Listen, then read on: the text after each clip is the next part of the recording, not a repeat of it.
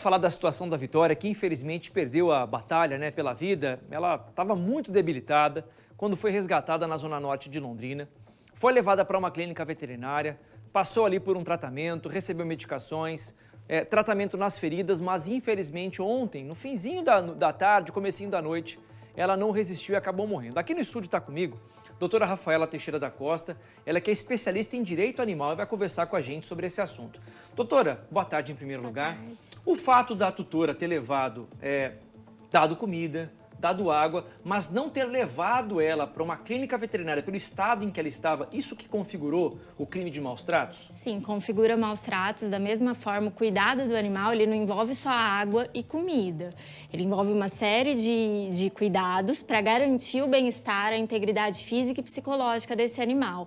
Maus tratos não é só o agir, o não agir também configura maus tratos. Nesse caso, ela se omitiu de levar esse animal no médico veterinário, mesmo vendo o estado em que ele estava. Ela chegou a passar a noite na cadeia, passou por uma audiência de custódia e foi liberada, mas o processo agora segue na justiça. O processo segue, ela vai responder pelo crime, por conta dessa omissão dela. Hoje, voltaram à casa dela, diante de uma nova denúncia, encontraram outros animais estavam em boas condições e perceberam que ela precisava de ajuda. Talvez as pessoas desconheçam isso, doutora? De que o animal precisa, sim, de um acompanhamento de um médico veterinário. Caso contrário, se o bicho ficar doente, pode configurar maus tratos. Sim, a omissão do tutor em prover esses cuidados médicos veterinários quando o animal necessitar é um caso de negligência, vai configurar maus tratos. A negligência, a omissão também configura maus tratos. A gente sabe que em alguns casos é difícil, por isso a importância de um hospital veterinário público, mas isso não justifica a completa omissão do tutor em prover cuidados a esse animal. Não é só água e comida. Muitas pessoas se limitam a isso, mas tem uma série de coisas que esse animal precisa para ele viver bem. Essa mudança na lei é algo recente, doutora? Sim, foi incluído pela Lei Sanção de 2020. A pena agora é de 2 a 5 anos de reclusão quando os maus tratos forem praticados contra cão ou gato. E se desses maus tratos resulta a morte do animal, essa pena é aumentada de 1/6 a 1/3, como foi no caso da Vitória, que os maus tratos resultaram na morte dela. Então agora ela vai responder esse processo para verificar qual vai ser a punição dela. Acho que é importante que as pessoas, quem gosta de animal, até porque esse caso não tem fiança. No caso dela não teve fiança, teve que passar por uma audiência de custódia. As pessoas que vão, de repente, adotar ou comprar um bichinho de estimação, tem que imaginar, doutora, o bichinho vai ficar ao seu lado 10, 15 anos, dependendo até mais. E a pessoa tem que oferecer todas as condições para o bicho sobreviver de uma forma saudável, de uma forma feliz, doutora? Sim, quando você decide ter um animal, você tem que estar consciente que a sua guarda tem que ser responsável. E isso envolve todos os cuidados a que esse animal tem direito. A gente tem a teoria das 5 liberdades, que são direitos desse animal. Então, não é só água e comida. Ele tem a liberdade nutricional, que envolve água e comida, a liberdade ambiental, um ambiente adequado para ele viver, protegido do sol e da chuva, a liberdade comportamental, então, condições que garantam que ele possa ter o comportamento natural da espécie dele. De acordo com a raça. De acordo com a raça, de acordo com as características dele. Então, ele não viver com predadores, ele não viver acorrentado, ele não viver confinado. A liberdade sanitária, que envolve essa liberdade de doença, de dor, de injúria, que vai envolver os cuidados médicos veterinários, e a liberdade psicológica, o animal viver livre de medo e de estresse.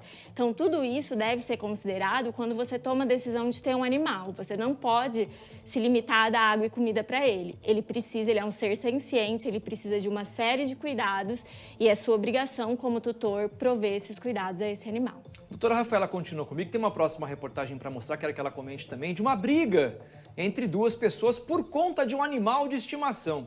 Virou caso de polícia também. Vamos ver a reportagem? Enche a tela. A discussão acalorada foi gravada por uma moradora e no vídeo aparece um idoso e um homem trocando xingamentos e acusações.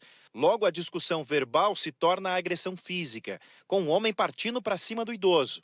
Quem filma ainda tenta, mesmo da janela de casa, apaziguar os ânimos. Ei, eu vou chamar a polícia, hein?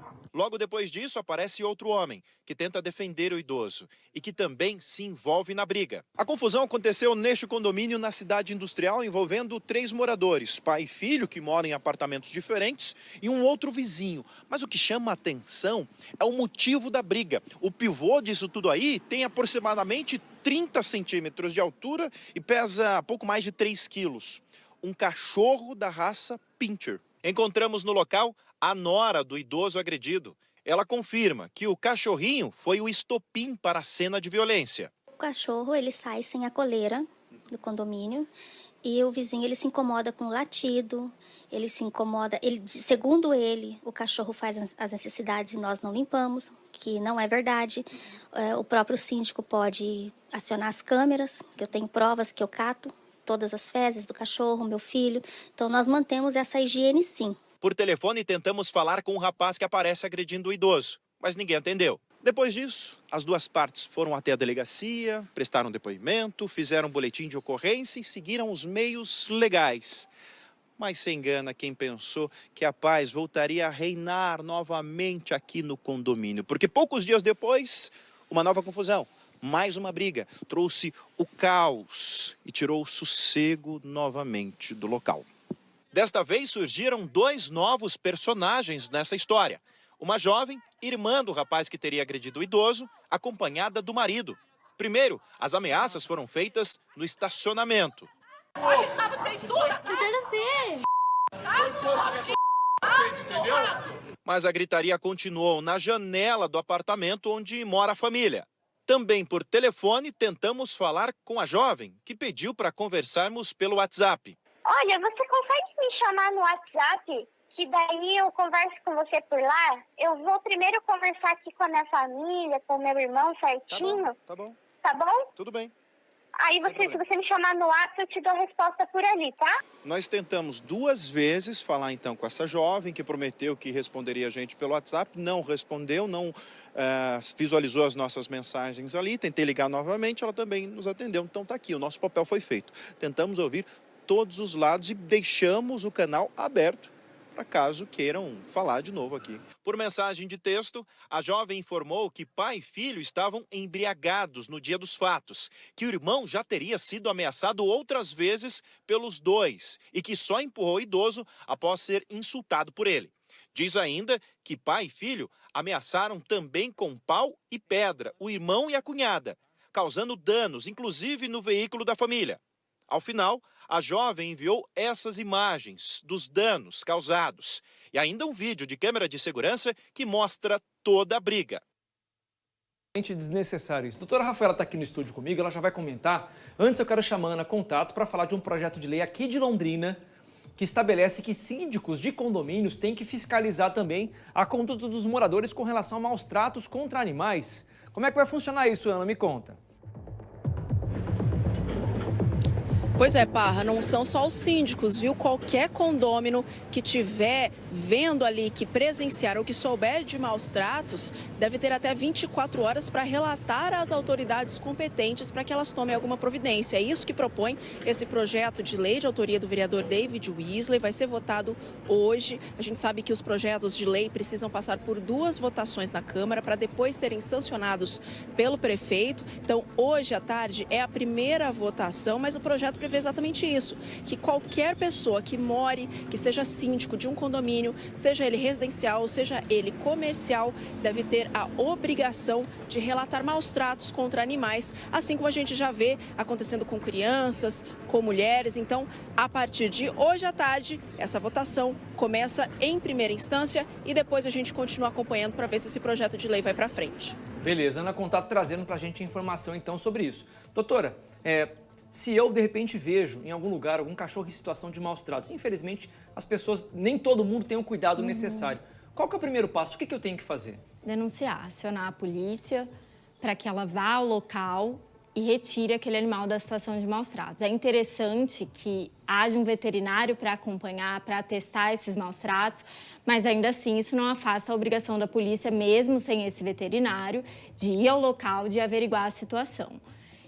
É possível também, caso não dê tempo da autoridade policial chegar, se for uma situação muito urgente, que a própria pessoa entre no local e retire esse animal da situação de maus tratos.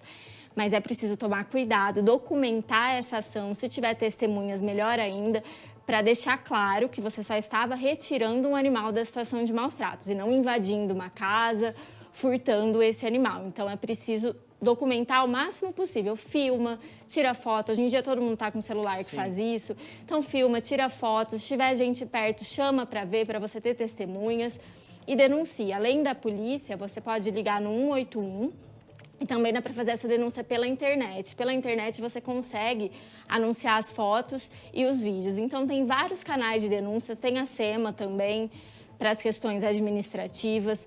Então, não tem justificativa para a gente se omitir.